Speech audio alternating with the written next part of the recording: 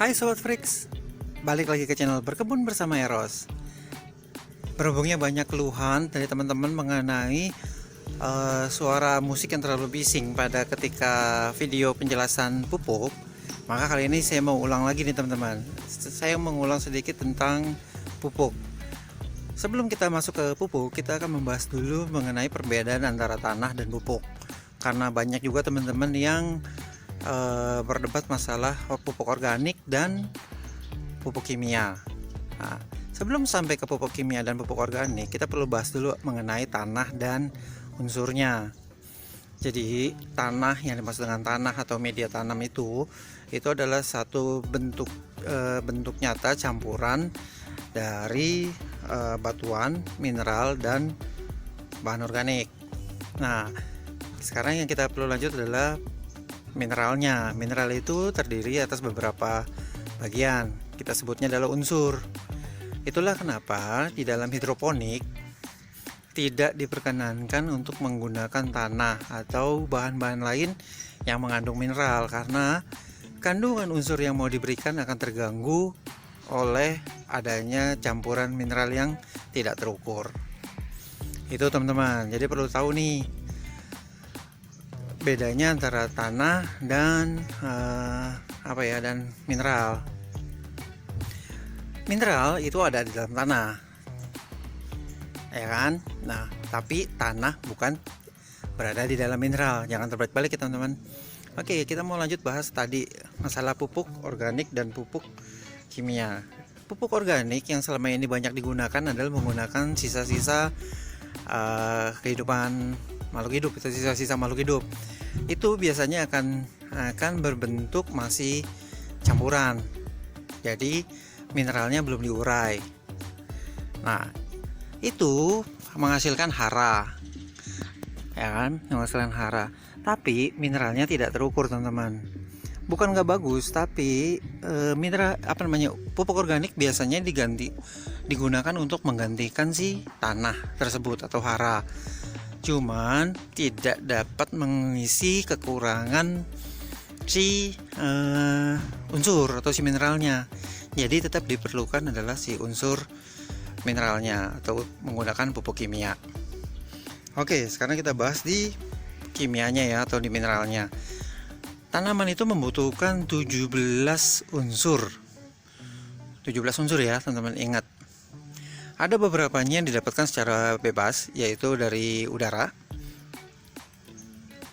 Dari udara itu ada 3, yaitu karbon, hidrogen, oksigen. Ini biasa diserap lewat daun, tapi nggak sedikit juga diserapnya lewat tanah, lewat media, melalui akar. Nah, itulah kenapa kita terkadang menggunakan sekam bakar itu untuk menaikkan karbon rasio atau rasio karbon yang ada di dalam si media tersebut yang akan terserap oleh akar dengan bantuan air. Itu 3 ya, karbon, hidrogen, dan oksigen. Nah, hidrogen dan oksigen itu adalah sebenarnya pecahan dari air, yang dimana air itu sebenarnya adalah H2O. Ketika dia terurai, dia menjadi hidrogen dan oksigen. Selanjutnya, yang ke 14 lainnya adalah 1. Ini yang paling umum nih. Setelah yang 3 paling besar itu didapat secara umum di alam, kemudian ada 3 yang penting lagi, yaitu nitrogen, fosfor, dan kalium. Ya, ingat, ini adalah unsur yang makro utama. Jadi NPK itu paling sering disebut di pupuk tuh, NPK. N itu atau nitrogen itu terdiri atas 2, ada nitrogen, nitrat, dan amonium. Nah, yang umumnya dipakai itu biasanya amonium karena itu harganya murah, tapi ini gampang sekali menguap di udara. Nah, amonium juga jarang amonium itu jarang dipakai. Amonium kebanyakan dipakainya dalam bentuk butiran, sedangkan yang nitrat dipakainya dalam bentuk yang soluble. Nah, pengaruhnya gini, amonium itu juga menurunkan kadar pH. Kalau nitrat itu menaikkan kadar pH. Jadi beda sekali kegunaannya. Tapi kalau saya lebih cenderung untuk menganjurkan menggunakan yang nitrat. Untuk mengukurnya lebih gampang.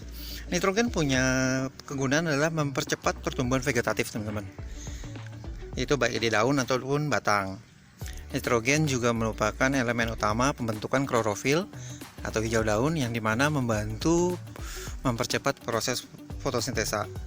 Nitrogen juga punya peranan untuk mengatur tanaman melakukan penyerapan unsur-unsur lain. Nitrogen juga merupakan pembentuk utama asam amino dan enzim yang dibutuhkan oleh tanaman.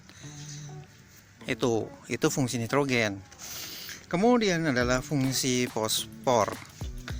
Nah, fosfor ini adalah sebenarnya punya kegunaan itu pembentukan akar awal.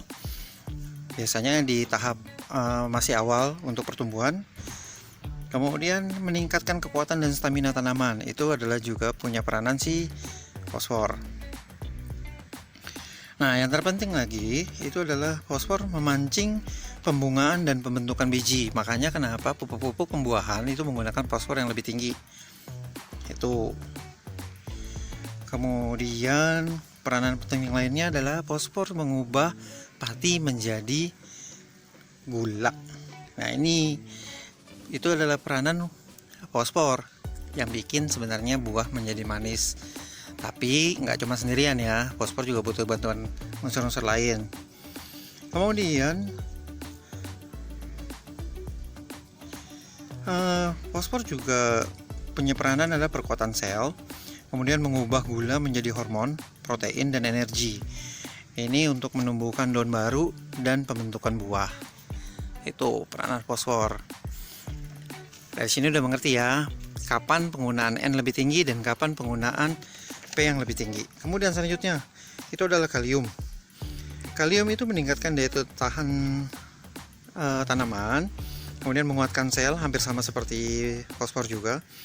Kemudian dia punya peranan mempengaruhi penyerapan air dan juga distribusi unsur ke seluruh tanaman. Jadi ketika teman-teman tanamannya itu kekurangan unsur dan teman-teman tambahkan unsur sesuatu, itu perlu tingkatkan juga kaliumnya, jangan lupa. Itu paling penting. Kemudian kalium juga sebagai katalisator dari penyerapan besi, unsur besi. Nah, si kalium juga mempunyai fungsi untuk meningkatkan ukuran dan kualitas buah, baik itu biji dan umbi buah.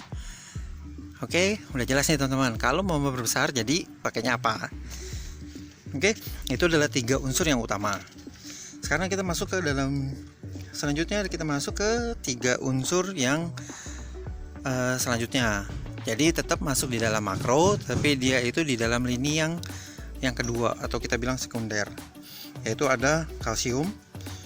Kalsium ini adalah berfungsi untuk membentuk sel baru. Ya kan, terus kemudian juga adalah pembentukan dinding sel. Nah, kalsium juga punya peranan untuk meningkatkan daya tahan tubuh, daya tahan tanaman terhadap serangan penyakit yang mengganggu bunga dan buah. Ini yang penting banget nih teman-teman. Selanjutnya adalah magnesium. Magnesium itu punya peranan adalah penghasil klorofil. Ini paling penting untuk fotosintesis nih. Juga sebagai pembentukan enzim. Jadi karena proses pendapatan energi untuk tanaman itu dari proses fotosintesis, maka si magnesium ini sangat penting teman-teman. Selanjutnya itu adalah sulfur. Nah, sulfur ini punya peranan untuk membentuk asam amino serta untuk mempertahankan hijau daun. Jadi magnesium sama sulfur ini saling bantu-bantuan nih untuk mempertahankan hijau daun. Ya. Kemudian sulfur juga dapat digunakan untuk memperbaiki pH tanah, dimana salah satunya tanah itu sangat terganggu oleh sodium. Ketika tanah itu terlalu tinggi sodiumnya, maka tanah itu gampang terurai dan memadat, kemudian jadi tergenang. Makanya kita butuh sulfur untuk mengurangi sodium. Itu teman-teman. Terus kemudian juga si sulfur ini bisa untuk mengurangi apa ya, menurunkan pH. Kemudian juga si sulfur ini berfungsi untuk memancing produksi biji ya teman-teman. Oke, selanjutnya kita dikarenakan pembahasannya terlalu panjang, kita harus pecah ini menjadi 2 sesi teman-teman. Untuk berikutnya kita akan bahas mengenai pupuk mikro di sesi yang selanjutnya. Oke, sampai jumpa lagi teman-teman di sesi berikutnya.